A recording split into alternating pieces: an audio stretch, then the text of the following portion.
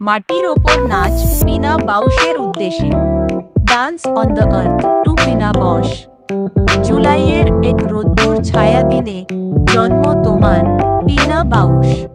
তুমি শুধু নর্তকী নও, তুমি মানবিক আবেগের এক অদ্ভুত স্রষ্টা।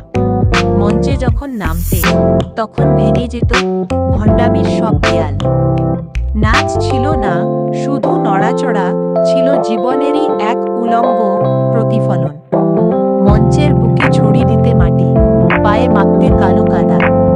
বসন্তের বলির সে উন্মাদনায় তুমি খুঁজতে প্রকৃতির আদি স্পর্শ। ঘাম আর মাটির গন্ধে ভরে যেত হলঘর। তুমি প্রমাণ করেছিলে শিল্পের আসল ঠিকানা কোনো মখমলের মঞ্চ নয়, মাটি।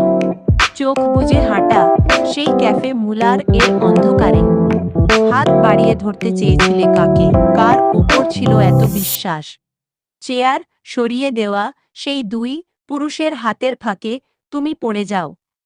পড়ে যাওয়াটা ছিল না কোনো পরাজয়, ছিল মানুষের চিরন্তন অসহায়ত্বের এক মহাকাব্য। কখনো মঞ্চে নামাতে বৃষ্টি, কখনো জলের ওপর ভাসতে দেখেছিলে শরীর। পুরুষ আর নারীর সম্পর্কের জটিল সমীকরণ তুমি এঁকেছিলে ঘাম আর অশ্রু দিয়ে। কথা বলতে শরীর, চিৎকার করতে নীরবতা। তুমি তো স্রষ্টা সেই টাঞ্জো থিয়েটার এর, যেখানে নাচ আর থিয়েটার হয়ে যায় একাকার। তুমি চলে গেছ বহু বছর, তবু তোমার পায়ের ছাপ আজও উজ্জ্বল।